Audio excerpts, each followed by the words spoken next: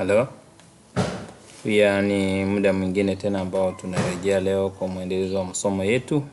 Leo ni somo la 3 ambalo tutaenda kujifunza baada ya mfululizo wa masomo ya awali mawili ambayo yamepita.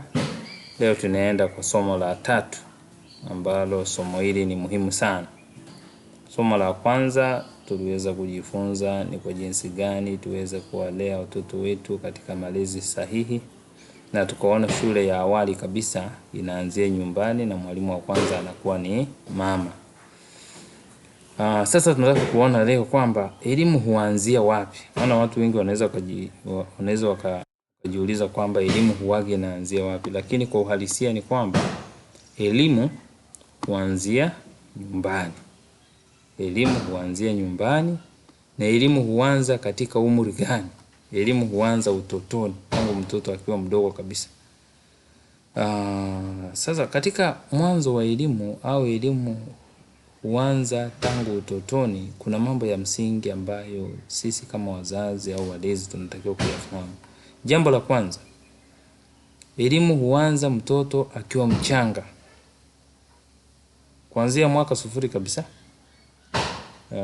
Mpaka atakapofikisha miaka 2, hapo ameshaanza kukomaa na tabia zake na mafundisho uliokuwa unampa sasa umebaki unanyoosha. Sasa unamwelekeza kwa yale yote ambayo ulikuwa unamuonyesha tangu akiwa umri 0, mwaka 1, miaka 2, miaka 5.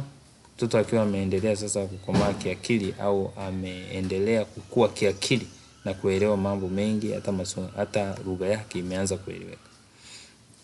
Mama huanza kufundisha mapema. Mama anatakiwa aanze kumfundisha mtoto mapema kabisa pale anapokuwa mdogo. Tabia hujengwa tangu utotoni. Tabia mtoto hujengwa tangu utotoni, na nitoe tu rai kwa wazazi kwamba mara nyingi tumekuwa ni watu ambao tunatumia lugha kali, matusi, hasa tunapokuwa tunawalea watoto nyumbani. Wakati mwingine tunatumia lugha kwamba mtoto hasikii. Hizo lugha nimewahi kuzi-experience. Lakini pia mama anafundisha watoto kwa kuchoka sana au kwa sababu mama ana majukumu mengi. Kwa sababu mama ana majukumu mengi, lakini inatakiwa ipangwe namna katika familia jinsi ambavyo mama anaweza akapata fursa akamsaidia mtoto licha ya majukumu yote alionayo. Mtoto huiga wazazi. Juzi tulisema hilo jambo kwamba mtoto anaiga wazazi, kile tunachokifanya na mtoto anatamani afanye hicho. Si ajabu sana ukakuta wewe ulikuwa mhasibu na mtoto anatamani awe mhasibu, au ulikuwa engineer na mtoto anatamani awe engineer, au ulikuwa rubani na mtoto anatamani awe rubani. Malezi ya mapema hudumu. Tukapo hapa watoto wetu malezi mazuri mapema, hayo malezi yatadumu. Msingi mzuri huzaa maisha bora. Ni lazima tuelewe hata katika familia kwamba chanzo cha nchi nzuri ni familia nzuri. Chanzo cha nchi mbaya au nchi isiyokuwa na amani, nchi isiyokuwa na watu isiyokuwa na watu wanaoeleweka au watu wasioeleweka kwenye nchi, chanzo chake ni familia. Huwezi ukasema ni kanisa wala shule. Chanzo chake ni familia. Kwa hivyo malezi bora huleta maisha bora. Ili tuwe na standard living standard, au tuwe na maisha bora, au tuwe na living standard nzuri, ni lazima tufahamu ya kwamba familia zetu ni lazima ziwe bora ili ziweze kuleta maisha bora. Sababu malezi yatakapokuwa bora kwenye familia, hata nchi itakuwa na watu bora, itakuwa wazalendo, itakuwa watu wanaothamini nchi yao. Hiyo ni hatari sana kwamba mzazi ukitengeneza nyumba, ukaezeka, ukajenga, ukaitengeneza ikafika mahali fulani, ukakuta ile nyumba mtoto ameiharibu ndani ya siku moja. Nadhani hayo sio malezi bora wala sio maisha bora. Kuna kitu ndani ya mtoto ambacho wewe hujakitambua. Kwa hivyo tujitahidi sana wazazi kufahamu maisha ya watoto wetu, lakini kuwatengenezea malezi, kuwafundisha, kuwalea katika malezi bora ili baadaye wawe na maisha bora. Jambo lingine, ufahamu, nilisema hili juzi kwamba elimu ni zaidi ya shule. Elimu sio kwenda shuleni tu. Elimu ni zaidi ya shule. Na katika elimu ni zaidi ya shule, Ni lazima tufahamu kwamba elimu si darasa pekee, kwamba kumpeleka mtoto darasani akasoma hiyo ndio elimu. Hapana, lazima mtoto afundishwe mambo mengine. Kwa soma kitabu kimoja, hiyo sitakinukuu hapa, kinaniambia kwamba unatakiwa umpe mtoto daftari. Hela yoyote ile unayompa inatakiwa rekodi. Inatakiwa rekodi, na anapoitoa katika matumizi inatakiwa pia irekodi kwamba matumizi gani amefanyia ile hela. Na mwisho wa siku au mwisho wa mwaka ajifanyia analysis kwamba anatumia hela kiasi gani. Na katika matumizi aliyofanya ni yapi yaliyo ya msingi na ni yapi yasiyo ya msingi. Lakini ni mtoto yupi anayeweza haya? Mtoto yupi anayeweza haya? Hata sisi watu wazima, wazazi, tunashindwa kurekodi matumizi yetu ya kila siku. Huanzia nyumbani. Elimu huanzia nyumbani. Tuliona hilo tangu nyuma, leo pia narudia hapa. Kuendelea maisha yote. Elimu haikomi, sio kwenda darasani tu. Kila siku ni siku ya kujifunza. Kila siku ni siku ya kukaa darasani. Kila siku ni siku ya kujifunza vitu vipya. Wazazi lazima tulifahamu hilo. Elimu haina mwisho. Wanasema tu mbingu ndio limit, lakini elimu hujumuisha maadili. Elimu nzuri hujumuisha maadili. Hujenga tabia. Elimu hujenga tabia. Hii elimu inaanzia utotoni, inajenga tabia ya watoto wetu. Wazazi hushiriki kikamilifu katika kumpa mtoto elimu. Jambo lingine ambalo tunatakiwa kufahamu hapa ni kwamba anza mafunzo mapema. Mafunzo ya mtoto yaanze mapema. Kaa kwenye mashule, kutana na watoto ambao hawajui kusoma, huwaga najisikia vibaya sana. Nikikumbuka kwamba mama ndio mwalimu wa kwanza. Watoto wasipojua kusoma sasa, changamoto hiyo apewe nani? Watoto wasipokuwa na uwezo au na interest ya kusoma, changamoto hii inakuwa inatokana na nani sasa? Ni lazima tufahamu kwamba kuwajengea watoto wetu nia na hamu ya kusoma na juhudi na ari ya kutaka masomo au ya kusoma ni muhimu sana. Mama, baba, ni vizuri shika vitabu, soma. Usiwe na vitabu unaviona vitabu vinakanyagwa tu, vinarushwa tu. Watoto watakuwa careless na hivyo vitabu, hata jua kwamba maarifa na hekima na vitu mbalimbali vilivyo vya msingi katika maisha yetu vimefichwa katika vitabu. Hata wale ambao wasome Biblia. Watu wangu, Biblia inasema, Mwenyezi Mungu anatuambia kwenye kitabu cha Amos kwenye Biblia kwamba watu wangu wanaangamia kwa kukosa maarifa. Sasa maarifa yako wapi? Yamefichwa kwenye vitabu. Anza mafunzo mapema. Usisubiri mtoto akue. Wewe mzazi usisubiri mtoto akue ndio useme unamfundisha. Anza mafunzo mapema. Ona mtoto amefanya kosa, kama ni kuadhibiwa, aadhibiwe, kwa sababu hata Biblia inatuambia ujinga umefungwa kwenye akili ya mtoto na kiboko cha mzazi huondoa. Kumbe kumchapa mtoto sio vibaya, ili usimuumize. Unamchapa kwa kumuelekeza. Fundisha kila siku. Kama tulivyosema awali, usichoke kufundisha. Mtoto hata isahau hata atakapokuwa mtu mzima. Hata sawa ya mafunzo. Tumia nafasi za kila siku kukaa na mtoto wako kumfundisha. Rudia mafundisho. Usichoke kwamba somo hili tulisoma jana. Hapana. Rudia mafundisho. Sababu nilisema kanuni ya mafanikio ni kanuni ya rudia. Kwa napenda ndugu zangu fulani hivi kutoka kazini. Akiwa anafanya biashara hiyo miaka yote. Unaweza kukuta alikuwa ni fundi viatu. Anashona viatu kwa kutumia mkono, anafika kwenye mashina, anaanza kushona viatu kutumia mashina, afungua kiwanda cha viatu. Ipokuwa changamoto unayopata ni kwamba huaga wakati mwingine hao watu hawadhaminiwi sana au kwa kunyenyuliwa ili kuwezesha vile viwanda vikubwa. Ili hata tuache katika nchi yetu kuagiza sasa vitu kutoka nje. Rudia mafundisho, nimesema hilo. Mzazi hutakiwi kuchoka. Jenga mazoea mema na watoto unapokaa nao, jenga mazoea mema. Usisubiri, anza sasa kufanya mambo hayo yote tuliyozungumza. Akili ya mtoto hupokea haraka. Najua mwanasaikolojia mmoja, nilikuwa hapo, sema kwamba akili ya mtoto ni kama karatasi nyeupe, haina hata dot. Lakini inapoanza kufundishwa inapokea. Kwa hivyo ni imani yangu kwamba mtoto anapofundishwa hupokea mapema. Hatuwezi kusema kwamba watoto wetu hawana kumbukumbu. Hapana. Kumbukumbu pia linatengenezwa. Tuwape vyakula ambavyo vinawawezesha kuwa na kumbukumbu bora. Akili ya mtoto hupokea haraka kama nilivyosema. Akili hupokea kwa urahisi sana.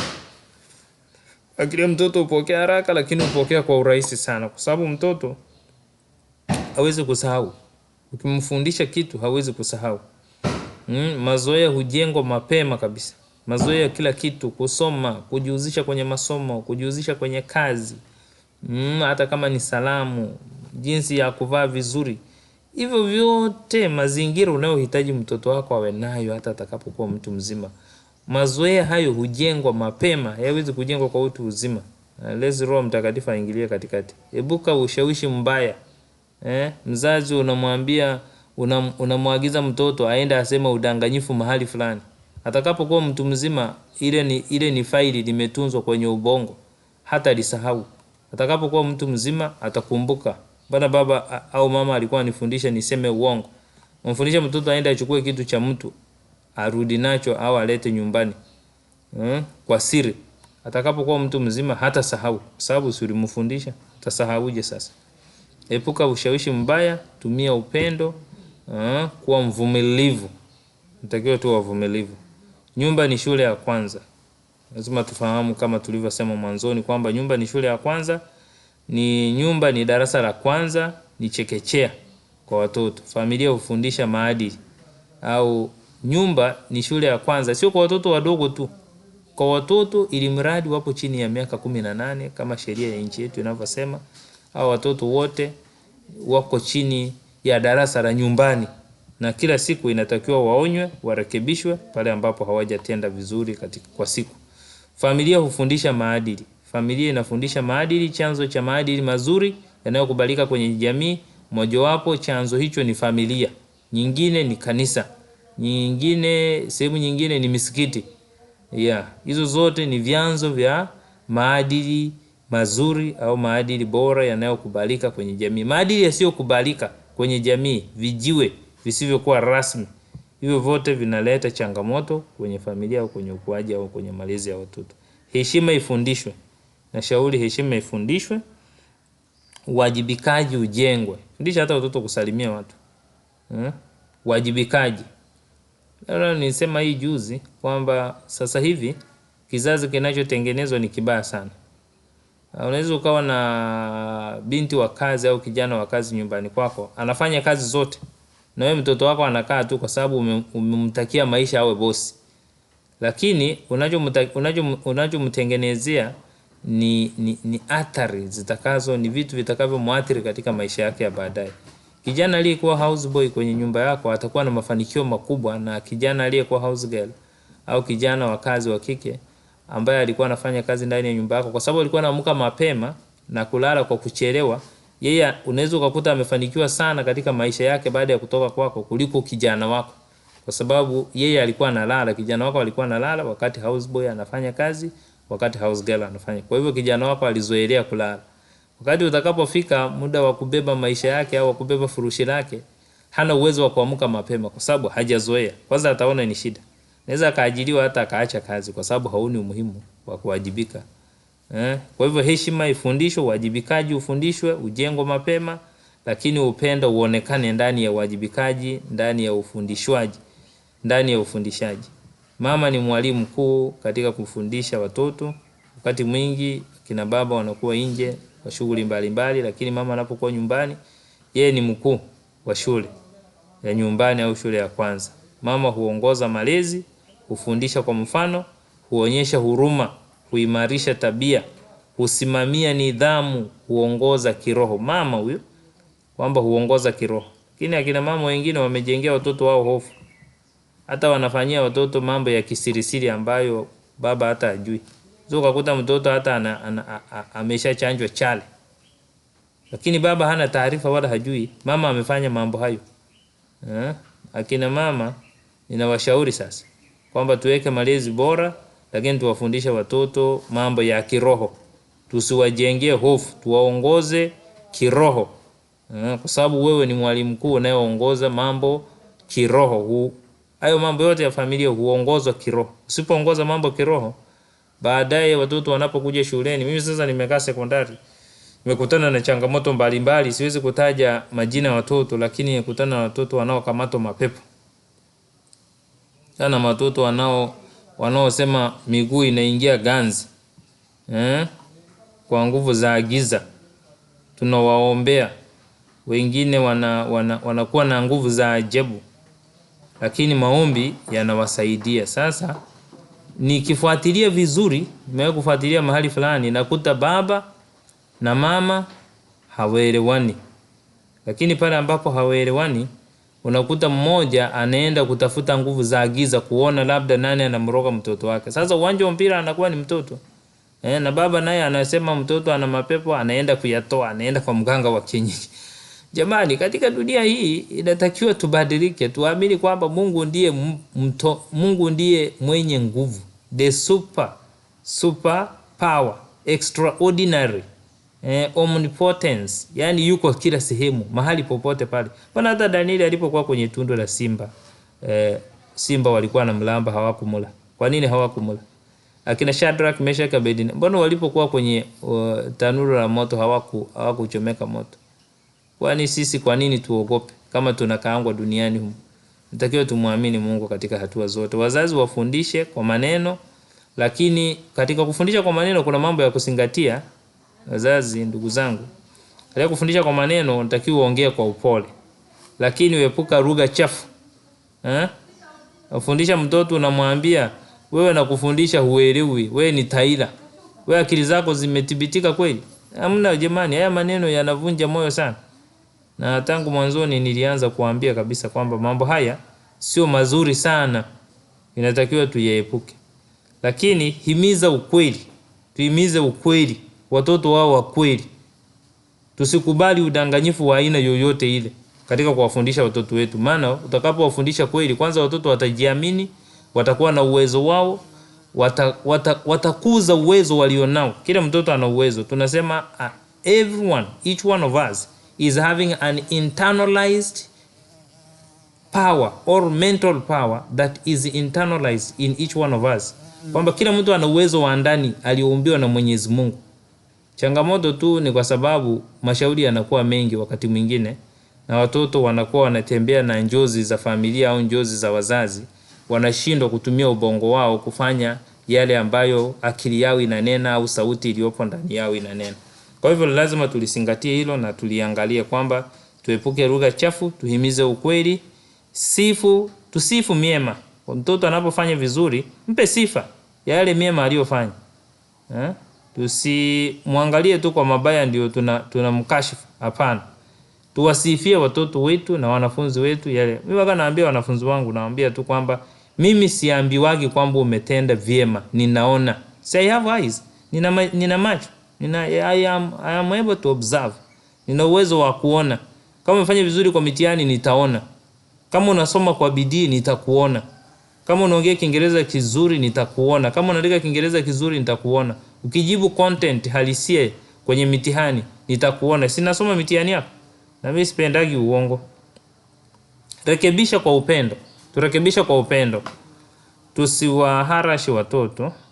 Kumekuwepo na kesi nyingi sana. Kumekuwepo na kesi nyingi za wanafunzi kuonewa mashuleni, watoto kuonewa majumbani. Hata kwenye mifumo ya mitandao naona mtoto ametandikwa mgongo mpaka ngozi imebanduka, wanakuwa damu tupu. Sasa malezi sio fimbo mpaka unaumiza ngozi ya mtoto. Kumbuka kwamba ngozi ya mtoto ni miongoni mwa milango ya fahamu. Unapokuwa unamuumiza, unamtandika ngozi mpaka anabanduka, inakuwa. Turekebishe kwa upendo. Hiyo ndio lengo langu kuu, kwamba turekebishe watoto wetu kwa upendo. Lakini tubariki watoto. Tuwape sifa tu, tuambie wewe ni jasiri, wewe unaweza, wewe una uwezo. Yaani tuwape sifa ambazo zinawatia moyo kusonga mbele. Umepata hii 50? Ninakuonea mbali. Kwa mtihani unaokuja ninakuonea mbali. Natarajia kwamba utapata sasa hii 50 utapata 70. Yaani tuwape watoto matumaini, lakini tuwabariki watoto katika kuwaonyesha kwamba wanaweza, tusiwavunje moyo. Kaa kwenye shule ambayo unakuta watoto uwezo wingi waliopo kwenye shule fulani wana uwezo wa chini. Kwa hivyo tukikaa kama walimu unakuta tunazungumza, tunasema yani hao watoto wanakera sana. Yaani angalia wanachonifanyia, lakini kuna sehemu hatujawaguza wale watoto. Hebu tuwakumbatie watoto wa watu, sisi pia kama walimu, kwa sababu sisi ni walezi, tunakaa na watoto wa watu muda mrefu hasa katika maisha ya masomo, ili waweze kufikia malengo. Lakini wazazi tutoe ushirikiano kwa walezi wa watoto wetu ambao ni walimu. Wao ndio wawezeshaji wa taaluma yao. Sio kumchukia mwalimu na kumsema vibaya au kumpanga mtoto. Kwenye kitabu kimoja nasoma kwamba wewe ukipanga jambo lako wewe mzazi na mwalimu, mtoto asijue. Sasa kwa nini mzazi ukae unamteta mwalimu wewe na mtoto wako? Alafu yule mwalimu yupo pale pale shule na mtoto wako unamrudisha hapo hapo. Mtoto yeye anaweza kuelewa hilo somo kweli? Mzazi, naomba sana, situmie neno kwamba uache. Inawezekana ukakoma kabisa kutenda jambo hilo kwa sababu linamwathiri mtoto wako kwa namna moja au nyingine, na mwalimu yeye anakuwa hajui jambo ulionayo wewe dhidi yake na mtoto wako. Kwa hivyo nakuombeni sana ndugu mzazi, tutoe malezi bora, lakini tuwalee watoto hao katika kuwasifia katika mambo yaliyo mema, yale yaliyo mabaya tuwakemee. Kama Kristo anavyotukemea, anavyosema kwamba anawakemea wale anaowapenda na kuwarudi. Basi na sisi tuwakemee watoto wetu, tunawapenda. Tujifunze kwa Kristo. Kristo ni mwalimu kielelezo ambaye yeye katika kujifunza katika Kristo ni kujifunza neno la Mungu. Unajua Kristo aliwaambia Wayahudi, "Mwayachunguza maandiko madhani kwamba nipo ndani yake, lakini hayo ndio yanayenishuhudia mimi." Jua Kristo maandiko yanamshuhudia. Tunapojifunza maandiko, chukua Biblia, naenda kulala, imani inatoka kwa Kristo, imani inakuja kwa Biblia. Kwamba ukilala na Biblia ukaweka kama mto na huisomi, inawezekana ukawa na amani tele. Tunasema kwa sababu tunaishi kwa neema ya Kristo, yawezekana ukawa na amani tele na ukalala vizuri kukakucha. Lakini nashauri sana kwamba tusome maandiko, ndio yanayomshuhudia Kristo. Tuombe kila siku. Tufundisha watoto kuomba kila siku. Ishi unachofundisha. Mmoja anasema usifundishe maji ukaenda kunywa pombe, hapana. Hebu tuishi tunachofundisha. Kama tunafundisha nidhamu, tuwe na nidhamu. Tunafundisha uaminifu, tuwe na uaminifu. Tunafundisha mambo mema, tuwe watu wema. Fundisha neno la Mungu ambalo ni taa ya miguu yetu, tuwe taa basi. Tuwe taa ambayo hata ikiwekwa juu ya kiango watu wanaweza wakaiona wakaikimbilia. Mtegemee Mungu, tusitegemee watu. Watu wengi tunategemea binadamu. Tegemea binadamu aina gani? Wasiokuwa na elimu nzuri. Wengine ni waganga wa jadi, waganga wa kienyeji. Nakuta mtu ni mtu, unajua katika ukanda wa pwani naishi humu, waga na shangaa sana. Naamka asubuhi, unakaa mahali fulani au umekaa nyumbani kwako, kuna miti mikubwa mikubwa, miembe, mikorosho. Nakuta mtu usiku anakuja ameshikilia nazi anaanza kuzunguka mkorosho. Au mbuyu mkubwa upo mahali fulani, mtu anakuja kuzunguka, anaenda kuzunguka mbuyu alafu anaweka imani yake pale. Yaani ukweli turejee sasa, turudi kwa Mwenyezi Mungu kama anavyosema kwamba mtegemee Mungu. Ndio jambo la msingi, tumtegemee Mungu katika maisha yetu. Jambo lingine, tufundishe imani. Si wazazi, walimu, tufundishe imani. Imani yako ulionayo, mfundishe mtoto wako. Usimfundishe imani potofu ambayo haimuelekezi kwa Mungu. Tuwe mifano bora. Hata katika mavazi, katika kusungumuza, katika kutenda, tuwe mifano bora. Mtoto atajivunia sana anapoona mzazi wewe ni mfano bora. Umuhimu wa mafunzo ya awali ni nini? Kwenye shule ya kwanza kabisa nyumbani, umuhimu wake ni nini? Mafunzo huamua maisha ya baadaye, lakini hujenga maadili, hulinda tabia, hufundisha utii, hujenga uwajibikaji. Umuhimu wa mafunzo ya awali ndio huo sasa. Huandaa maisha ya baadaye. Mafunzo ya awali huandaa maisha ya baadaye, hujenga uwajibikaji, hufundisha utii, hulinda tabia, hujenga maadili. Mafunzo ya awali huamua maisha, kwamba maisha ya mtoto yatakuwaje baadaye. Wajibu wa wazazi katika shule ya kwanza, au katika shule, katika elimu ya mtoto utotoni. Wajibu wa wazazi ni nini? Toa muda kwa mtoto. Si waga hatuna muda kwa watoto. Leo tunafanya kazi mbali. Kuta mtu unakaa mbali na familia, sina muda na watoto kabisa. Hata kuangalia kwamba wamesoma nini shuleni siangalii kabisa. Sikiliza watoto. Wakati mwingine wazazi hawana muda wa kusikiliza watoto. Wanamwambia tu andika karatasi hapa ya mahitaji yako unayohitaji, au mwambie mama yako ataniambia. Hebu wazee wenye familia, wenye watoto, tutoe muda kwa watoto, tuwasikilize. Utabaini vitu vingi na utawakataza watoto au utawaelekeza. Waongoze watoto kwa hekima, wazazi sisi tuwaongoze watoto kwa hekima.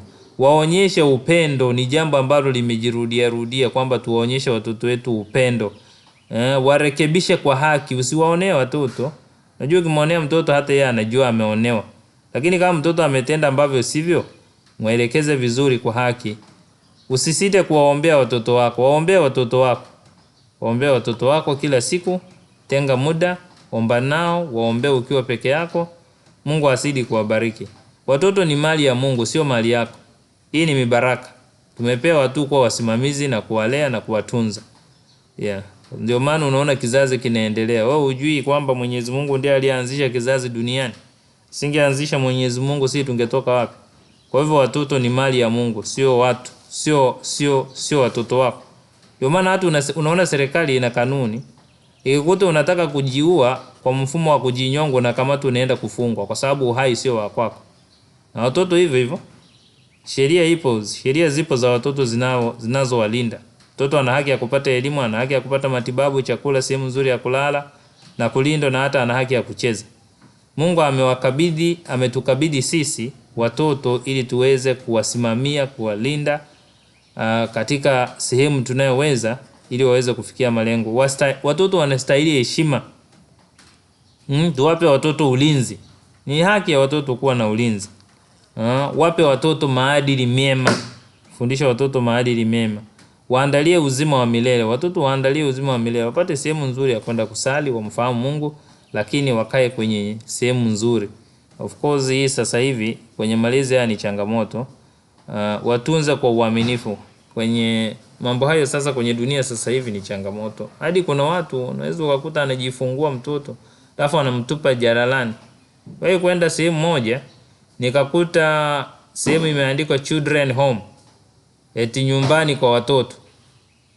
Watoto wanakusanywa majalalani huko, wanaozaliwa, mtu hataki kumlea mtoto anamtupa au anakimbia anamwacha, wale watoto wanakusanywa wadogo kabisa.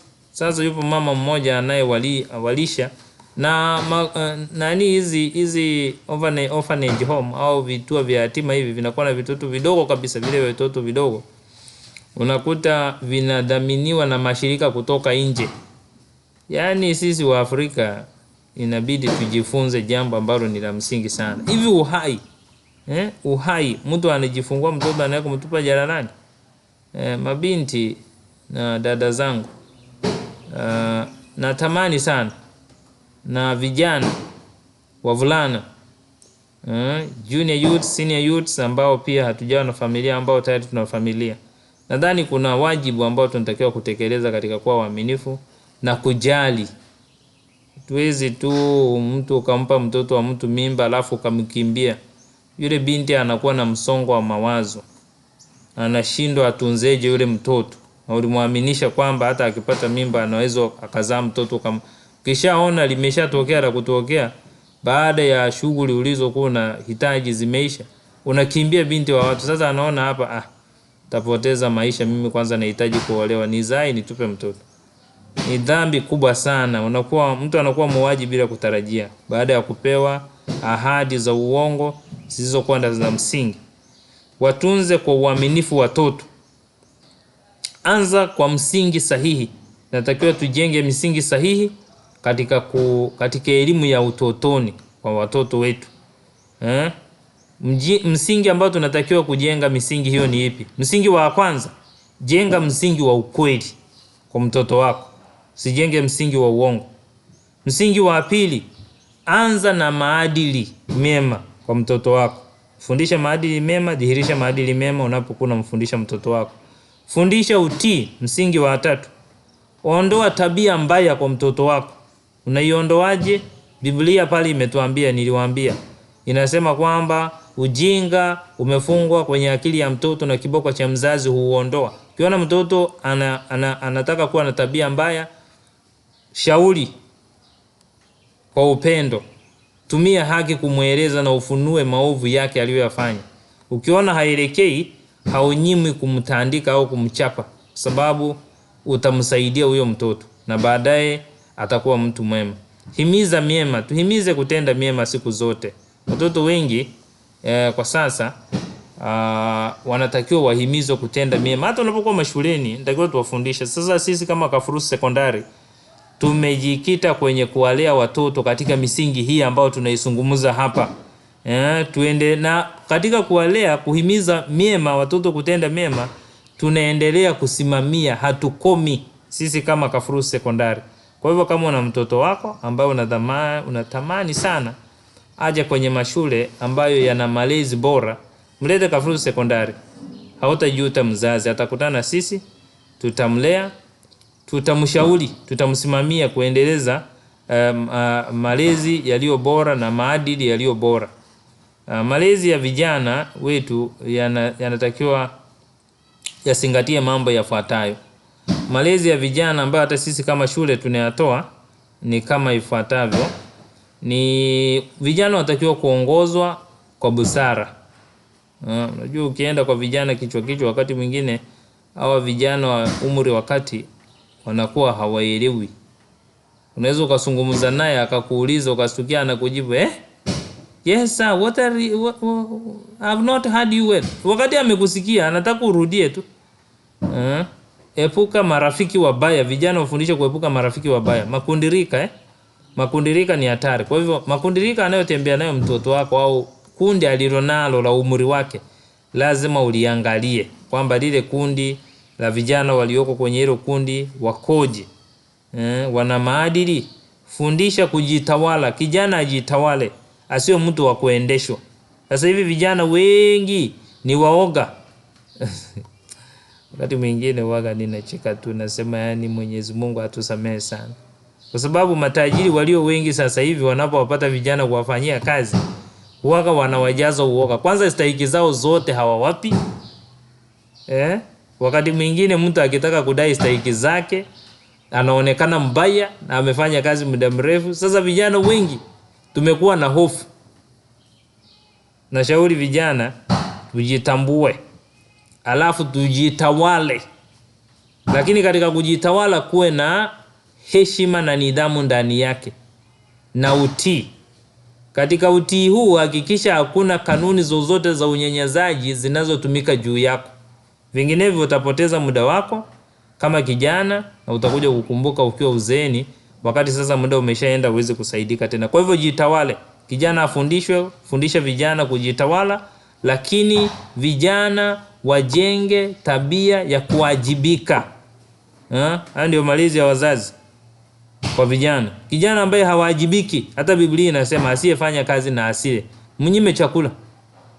Kwani mtoto hajawajibika kusoma, hajawajibika kufanya kazi, hajawajibika kufanya shughuli ulizomwachia nyumbani, umerudi kazi uliyompa hajaifanya, ina maana huyu sio mwajibikaji. Alafu mzazi unambetibeti. Hapana, inatakiwa uwe na msimamo mzazi. Lakini licha ya haya yote inatakiwa vijana tuwatie moyo. Vijana tuwatie moyo kwa sababu wanakumbana na changamoto nyingi. Ninaangalia shuleni watoto wanaposoma hata usiku, wakati mwingine kuna experience tunapofungua mwaka, watoto unakuta wakati mwingine wanachoka. Wakati mtoto anataka kusoma, anahitaji asome, lakini uzingizi unampa changamoto. Anahitaji kusoma lakini kichwa kinamuuma, anasoma elewi, wakati mwingine hakuna kumbukumbu analolihifadhi. Kwa hivyo mambo yote inatakiwa vijana tuwatie moyo, wakiwa mashuleni, wakiwa nyumbani, kila mahali tuwashauri watoto wetu. Sikia mzazi mmoja anaelekeza mtoto wake, alafu anamalizia anasema angalia jinga hili. Jinga? Yaani hapo ndio kauli ya kumtia moyo mtoto kweli? Mzazi na ndugu yangu, nakushauri tu mtie mtoto wako moyo. Mtie mtoto moyo, usimwache tu. Jambo lingine, waandae huduma.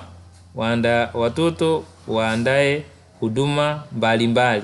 Huduma zinazotolewa nyumbani. Kuna huduma ya chakula, kuna huduma ya kuosha vyombo, kuna huduma ya kukaribisha wageni, kuna huduma ya kusomba maji, kuna huduma ya kufuata kuni, kwenda kutafuta kuni kama familia inatumia kuni, kuna huduma ya kuagizwa dukani, kuna huduma mbalimbali. Waachie vijana waandae huduma nyumbani. Sio kwamba wewe unawapikia kila siku wanakula, hapana. Waache waandae, hata kama ni kudeki nyumba.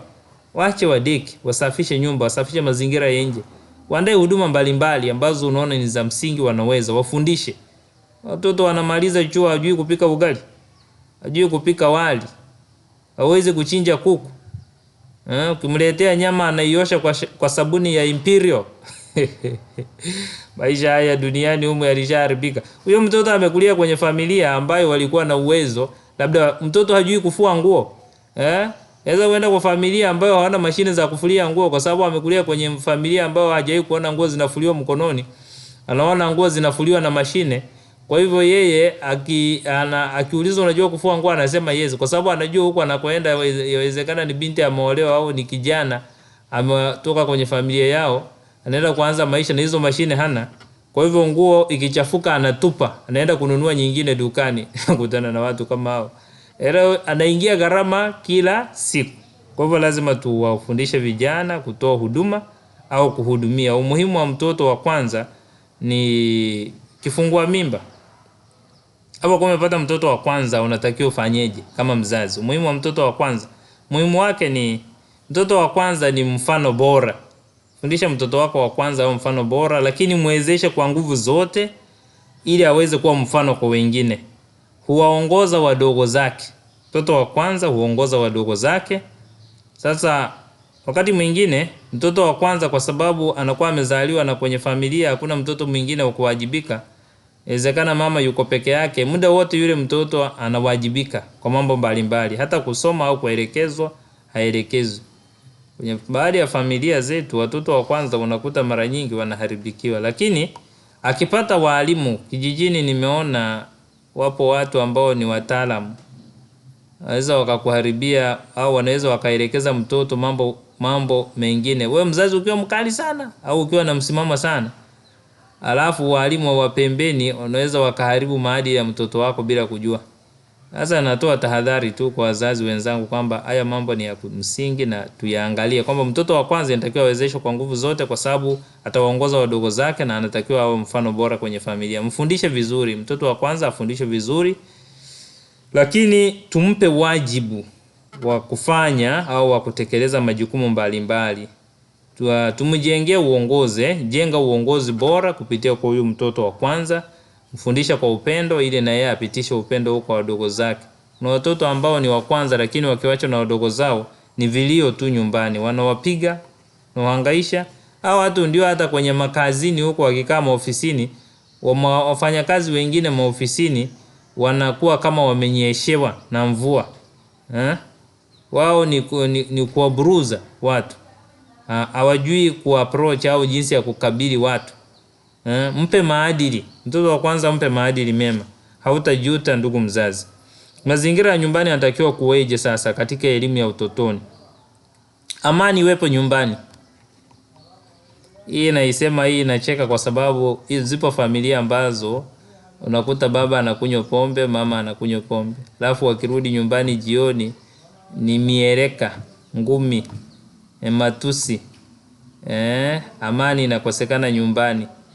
Familia unakuta watoto wakishapata nguvu za kujitegemea wanaondoka nyumbani, hawatamani tena au wanatengeneza mazingira mengine ya kwao ya kujitegemea. Heshima kwa wote. Heshima iwepo nyumbani kwa wote, wazazi, watoto. Upendo udumu kwenye familia, ndio mazingira ya nyumbani. Lakini msamaha hauwepo. Ndio wakati mwingine unaweza ukakuta jambo likitokea msamaha hautolewi, kizazi kinakuwa cha kudumu. Msamaha haupo kabisa kwenye familia. Kwa hivyo mazingira ya nyumbani yawe ambayo yanaweza yakaruhusu msamaha, lakini mtoto ameshaonyeshwa kosa lake, akisamehewa apewe onyo asije akarudia tena. Sala ya familia iwepo. Mtoto wa kwanza inatakiwa afahamu kwamba sala ya familia ipo. Hata atakapokuwa mtu mzima ataongoza wadogo zake, labda mzazi uweze au umesafiri, ataongoza watoto wake kwenye ibada, kwenye sala ya familia. Umoja ni jambo la msingi sana. Umoja uwepo kwenye familia.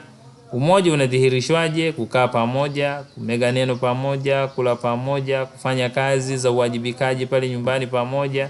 Mfano wa mmea. Mmea una ushirikiano. Mmea una sehemu nne. Sehemu ya kwanza ni mizizi. Mizizi ina vinywelewa. Vina vinywele vidogo. Ile vinywele havina baadhi ya tishu zao, baadhi ya tishu ambazo zinatakiwa kubeba maji, lakini yenyewe ile vile vinyeleo vinafyonza maji vinaleta kwenye mzizi. Mzizi unapitisha maji kwenye shina. Shina linachukua yale maji, halitumii maji shina moja kwa moja. Yale maji yanapita katikati ya ule mti, yanaenda mpaka kwenye matawi ambapo yanahitajika kwa ajili ya kuchakata chakula kinachohitajika kwenye mti. Kile chakula kichakato kwenye majani yale yana mirija mingine ambayo kile chakula kinasafiri kutoka kwenye majani kwenda sehemu zingine zote za mmea. Kwa hivyo maana yake ni nini? Familia inatakiwa kuwa mfano wa mmea. Mmea hukua hatua kwa hatua, lakini kazi hizo nilizoeleza huwa zinafanyika kwenye mmea. Mtoto pia hukua hatua kwa hatua, hivyo hivyo kama mmea unavyokuwa. Subira ni muhimu. Uone kama mtoto amechelewa, ana ukuaji nao unaenda taratibu. Ni binadamu pekee ambaye akizaliwa analelewa, anashikiliwa, ananyonyeshwa. Wanyama wa pori wakishazaa, mnyama yule ndama au yule mtoto wa mnyama huyo anaanza kutembea moja kwa moja, anazunguka. Lakini binadamu anaenda stage moja mpaka nyingine. Ina maana ni hatua moja mpaka nyingine. Sawa na mbegu, ukiipanda lazima ifyonze maji, ivimbe itapasuka. Kama kuna hali ya hewa inayoruhusu ile mbegu kuendelea kukua, itakuwa. Kwa hivyo subira ni muhimu. Maji ni kama mafundisho.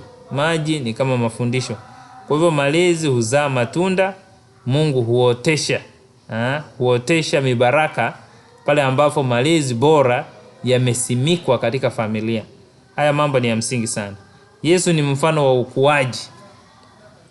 Yesu aliheshimu wazazi wake. Alikuwa katika hekima, akimpendeza Mungu pamoja na binadamu. Alikuwa mtii pale alipoelekezwa na wazazi wake, alifuata. Alikuwa kiroho. Mfano wa Yesu, wale tunaotumia Biblia, hata Yesu katika Qur'ani, wale ambao mnamsoma mfahamu kabisa alifanya mema.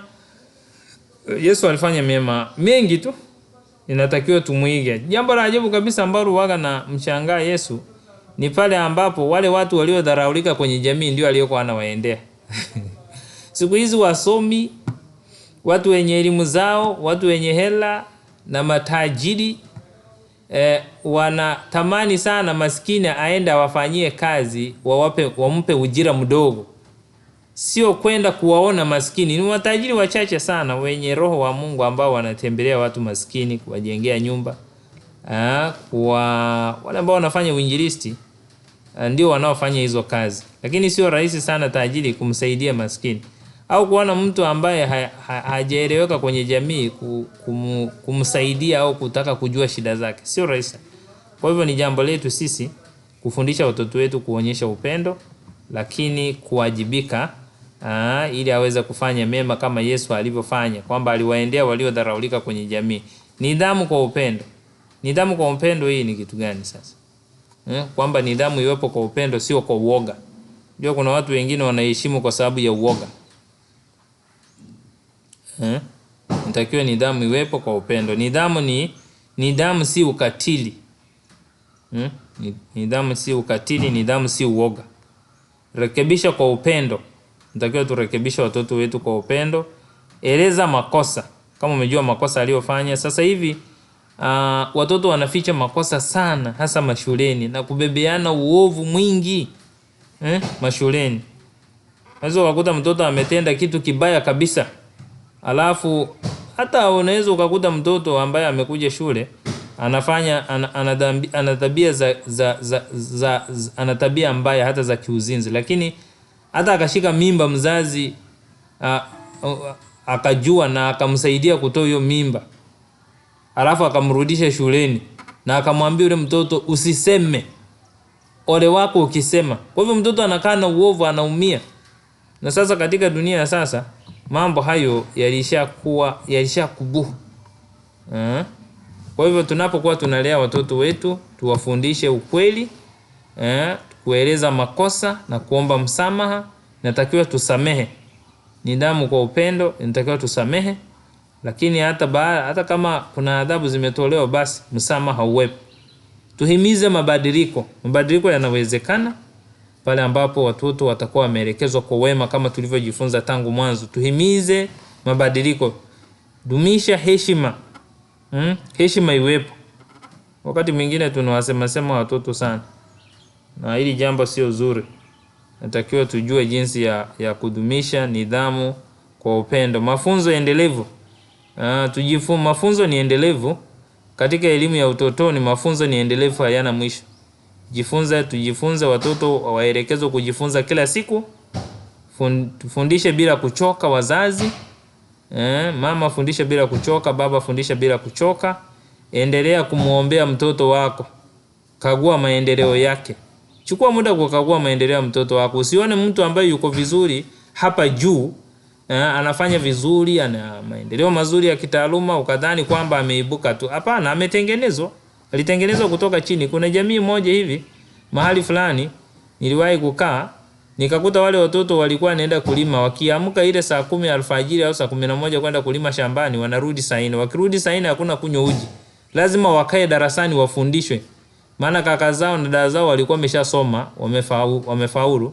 Sasa wakawa wamepewa majukumu, uhakikisheni wadogo zenu na wao wamepitia level mliopitia. Kwa hivyo wakitoka shambani lazima wasome kwanza. Wakishasoma wale watoto wakapewa kazi ya kufanya, ndio wanaenda kuoga, wanakunywa uji. Wakinywa uji wamalize, wanaenda kuchunga ng'ombe. Kwa hiyo wakienda kuchunga ng'ombe wanaenda na madaftari. Hilo jambo nilisema, wanaenda na vitabu vya kusoma. Wanaporudi wanakuja na zile kazi wamemaliza. Wakifikisha ng'ombe ndani hakuna kula. Ni lazima wasome kwanza, wafundishwe na walimu wale wa nyumbani. Wasaishiwa kazi zao ndio wale. Wakimaliza kula, baada ya ibada wanakula.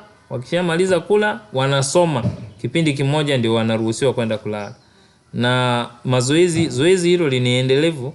Wale watoto kwenye zile familia naona wote. Hakuna mtoto ambaye hajafika hatua ya chuo kikuu au kusoma degree ya kwanza. Wote walifanikiwa. Lakini ule ni msingi walikuwa wanatengenezewa, ni msingi pamoja na kusimamiwa kwenda kwenye nyumba za ibada. Kagua maendeleo ya mtoto wako. Kagua maendeleo ya mtoto ni jambo la msingi sana. Mzazi uwezi ukamwambia mwalimu tu, wewe ndio unayejua mwalimu, sisi mambo haya hatuelewi. Yaani unamwagia mwalimu ziko. Kagua, hata kama hujui, kagua, uliza. Hapo uliandika nini? Mbona hapa kazi inaonekana haipo? Shirikiana na shule, shirikiana na walimu. Wazazi niliwaambia mwanzoni, usiwe na migogoro na vita na mwalimu anayemfundisha mtoto wako. Weka ushirikiano. Ushirikiano ni muhimu. Nilisema serikali iliona migogoro mingi mashuleni, ikaanzisha chama kinachoitwa UWAWA, umoja wa walimu na wazazi. Umoja huu wa walimu na wazazi ni muhimu sana. Walimu hitaji vitu vingi sana. Wazazi katika umoja wenu ni muhimu sana, muwajibike kuwatengeneza walimu au kuwategemeza walimu ili waweze kuwasaidia watoto wenu. Lakini mwisho kabisa, mafunzo endelevu. Mfundishe mtoto kumtegemea Mungu. Jambo ambalo sitasahau kwenye mafunzo haya yote. Sura ya 4 tutakapoingia pia tutawaonyesha umuhimu wake wa mafunzo ya nyumbani. Mwisho ambao ni hitimisho sasa kwa leo, niweze kuaga. Elimu huanza nyumbani. Hilo ni somo ambalo tunaendelea nalo.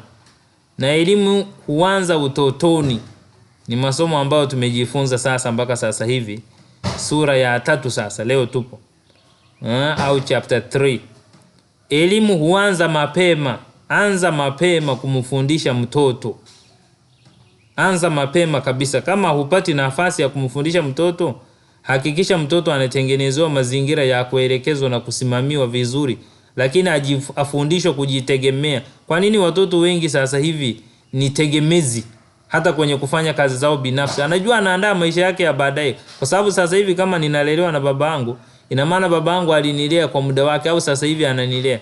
Ikifika muda wangu nitabeba mafurushi yangu, taanza kulea watoto. Anilezi vinginevyo uwe ni mtoto huyo hana upendo au kufundishwa upendo, hata hataki kuwa na familia au hataki kuwa na kizazi.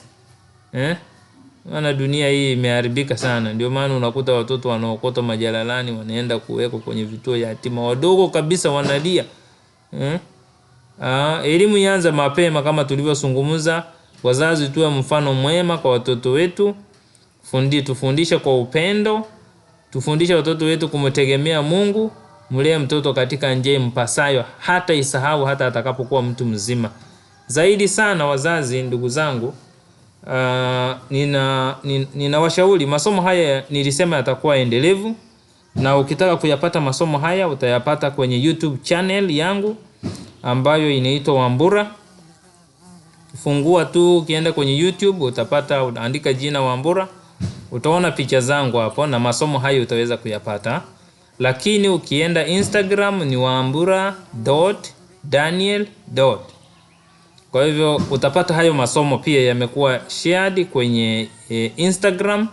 Lakini ukienda Facebook jina langu ni Wambura hivyo hivyo, utapata hayo masomo. Lakini hata kwenye WhatsApp business yangu, ambapo wale ambao ni customers wangu mnaofuatilia status zangu mbalimbali za matangazo ya shule na mafundisho kama haya. Lakini ukitaka pia mafundisho haya ya kufikia mahali ulipo ana kwa ana, ninatoa huduma hizo. Naweza nikaja kama ni kanisani, kama ni shuleni, ninaweza nikafika na nikatoa mafundisho. Kwa hivyo ninakuomba kama utakuwa na swali lolote la kuniuliza juu ya malezi ya watoto, jinsi ya kuwezesha familia kukaa kwa amani, au kama familia mtakuwa mnahitaji masomo haya na vitabu vinavyohusiana na masomo haya, vinapatikana online. Naweza nikakutumia kitabu either cha audio au nikawa na kutumia sura baada ya sura ya masomo haya. Yanapatikana kwa lugha ya Kiingereza, pia yanapatikana kwa lugha ya Kiswahili. Unipigie kwa simu nambari 0769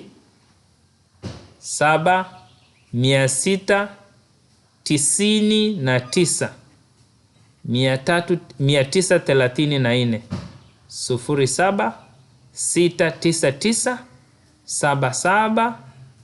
0769977934. Hiyo namba ni namba yangu ya simu. Kama sipatikani kwenye hiyo namba, utanipata kwa namba 0674 287695. Kama hutanipata kwa hiyo namba, na namba nyingine ambayo inapatikana 0742 500 221. Ndugu zangu, ninawapenda mnifollow kwenye YouTube channel yangu, lakini pia Instagram, lakini pia Facebook. Kama una namna yote unaweza kusapoti YouTube channel yangu ikaendelea kutoa masomo haya, ninapokea na nitakushukuru sana. Namba yangu inayoweza kupokea muamala wote kwa ajili ya kusapoti mafundisho haya ili yaweze kuruka hewani na wazazi wengi waweze kuyapata ni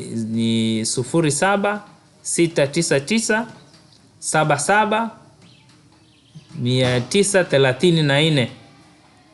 Nawapenda, ninatamani sana tuwe na familia bora na malezi bora ya watoto wetu.